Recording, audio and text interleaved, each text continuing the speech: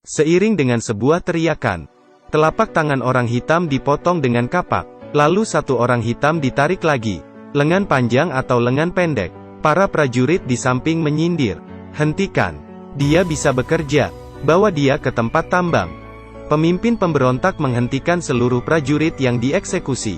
Pria kulit hitam ini memiliki nama yang keren yaitu Solomon. Karena tubuh yang kuat membuatnya terhindar dari hukuman potong tangan. Ini adalah Afrika yang sesungguhnya di abad ke-20. Kelompok orang hitam diancam dengan pistol untuk pergi menggali berlian. Mereka tidak mendapat upah sepeser pun, dan juga kemungkinan akan mati kapan saja. Di sini tidak terdapat hak asasi manusia. Siapa yang memiliki pistol maka dialah rajanya. Solomon menemukan berlian merah muda yang tak ternilai harganya. Dia ingin mencurinya, meskipun ada banyak orang yang mati karena itu. Tapi dia memutuskan untuk bertaruh. Jika menang, maka dia bisa menjadikan berlian ini sebagai upah, untuk mencari keluarganya yang terpisah. Jika kalah maka dia akan kehilangan nyawanya.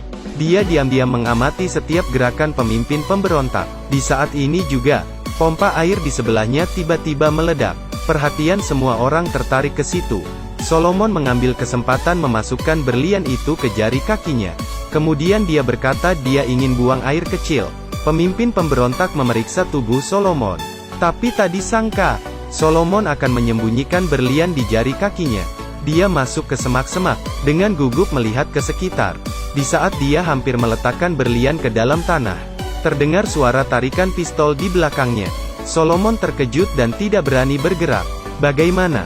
Sekarang baik dia menyerahkan atau tidak menyerahkan berlian, akan tetap berujung kematian. Di saat berada di tepi garis hidup dan mati, sebuah ledakan hebat terdengar. Tentara pemerintah tiba. Dalam seketika pemimpin pemberontak pingsan terkena ledakan. Solomon mengeluarkan kaki dan berlari. Dia menemukan sebuah tanah kosong. Lalu dia mengubur berlian itu ke dalam tanah dengan cepat. Dia juga dimasukkan ke penjara oleh tentara pemerintah. Dia berusaha mengingat tempat dia mengubur berlian. Karena itu adalah satu-satunya syarat untuk mencari kembali keluarganya. Tapi dia sama sekali tidak menduga, pemimpin pemberontak itu tidak mati. Bahkan dia juga ditahan di penjara yang sama dengannya. Dia sekilas mengenali Solomon, dan mengatakan pada semua orang, dia menyembunyikan sebuah berlian besar. Meskipun Solomon berusaha menjelaskan, tapi dia telah menjadi sasaran orang-orang. Jika kamu menemukan sebuah berlian yang tak ternilai harganya, menurutmu itu adalah hal baik atau buruk? Solomon menyembunyikan berlian merah muda yang dia temukan di dalam tanah. Namun di detik selanjutnya dia ditangkap tentara pemerintah. Yang lebih sialnya adalah, pemimpin pemberontak yang mengetahui dia menyembunyikan berlian, juga ditahan di penjara ini. Setelah pemimpin pemberontak mengenalinya, dia segera memberitahu hal ini kepada semua orang. Dengan cepat Solomon menjadi sasaran orang-orang. Dia bernama Anthony, adalah penyelundup berlian berhati hitam. Setelah mengetahui hal itu, Anthony segera menggunakan segala cara untuk membebaskan Solomon dari penjara, kemudian mengatasnamakan membantunya mencari keluarganya, untuk memancing Solomon. Tapi masalah tidak sesederhana itu. Solomon juga merupakan pria perencana. Dia tidak mempercayai orang putih yang mencari keuntungan dan licik. Saat keduanya tidak bisa menemukan cara lain, pemberontak tiba-tiba menyerang pemerintah, dan terjadi pertempuran sengit dengan tentara pemerintah. Anthony membawa Solomon melarikan diri dari area pertempuran. Mereka mengikuti pasukan besar ke tempat perlindungan. Anthony ingin membawa Solomon kembali ke area tambang untuk mencari berlian. Tapi garis polisi di area pertempuran menghalangi jalan mereka. Jadi Anthony menemui wartawan Madi. Di satu sisi dia berjanji pada Madi untuk mengungkap semua cerita tentang berlian darah. Di sisi lain dia mengatakan pengalaman menyedihkan keluarga Solomon.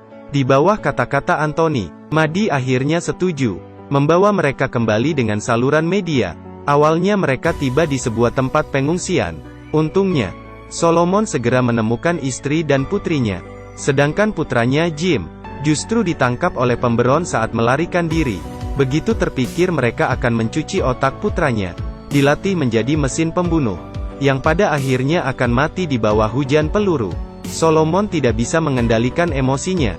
Dia menggunakan berlian sebagai upah, meminta Anthony untuk membawanya ke dalam area perang untuk mencari putranya. Tapi segera setelah mereka memasuki area perang, mereka langsung disergap oleh pemberontak. Peluru yang tak terhingga ditembak ke arah mereka. Anthony mendorong supir yang telah mati, mengendarai mobil melaju ke hutan. Setelah pertarungan hidup dan mati, akhirnya mereka lepas dari pengejaran. Tapi belum berjalan jauh, mereka tidak sengaja menginjak tempat suku setempat. Untungnya ada Solomon yang berusaha menjelaskan, sehingga mereka tetap bisa hidup. Keesokan harinya, ketika mereka kembali ke barak penyelundup berlian lagi, bos memerintah Anthony harus membawa kembali berlian itu. Anthony mengerti. Begitu dia menyerahkan berlian, dirinya tidak bisa mendapat sepeser pun, dan mungkin akan mati di tempat. Dia harus menemukan cara untuk menelannya, kemudian pergi jauh. Setelah berpamitan dengan Madi, dia kembali membawa Solomon menginjak ke perjalanan petualangan buntu ini. Ini adalah pertama kalinya anak ini. Matanya ditutup, tangannya memegang senapan dan menembak ke depan. Setelah suara tembakan sejenak, Jim membuka penutup mata. Seorang pria jatuh di dalam genangan darah. Hanya dengan tangannya yang terkena darah, barulah dia menjadi prajurit sesungguhnya.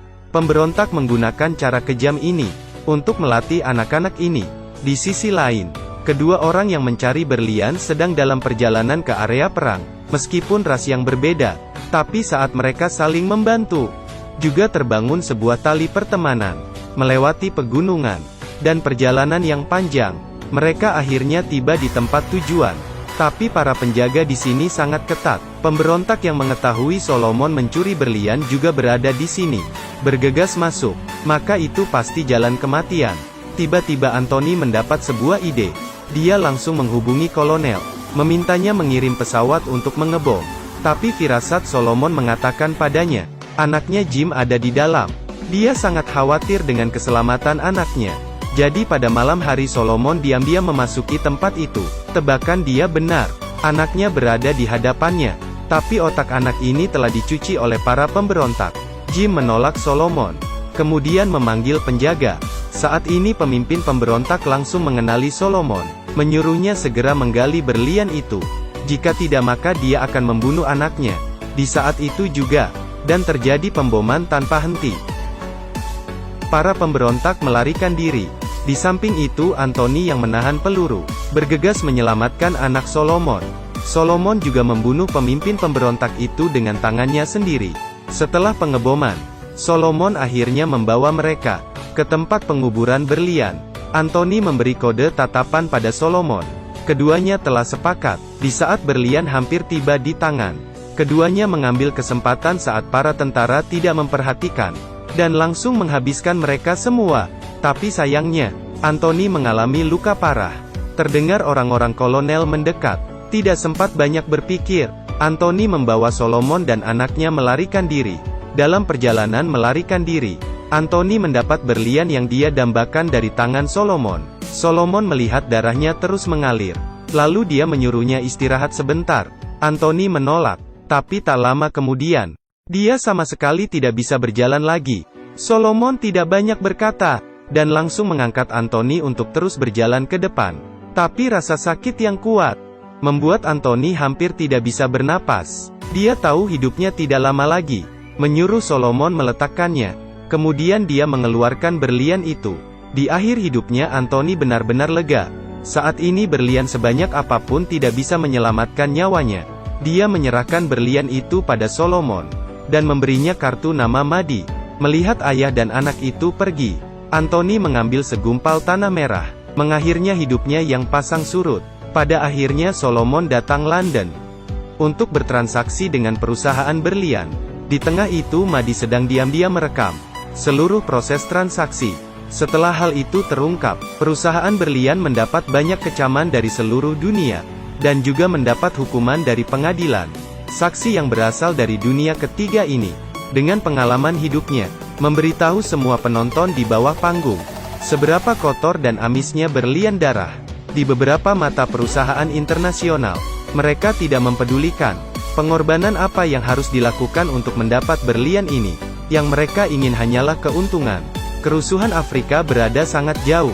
Hidup dan mati orang-orang itu hanyalah pembicaraan orang-orang setelah menikmati Tapi semua kesalahan ini ada pada konsumen.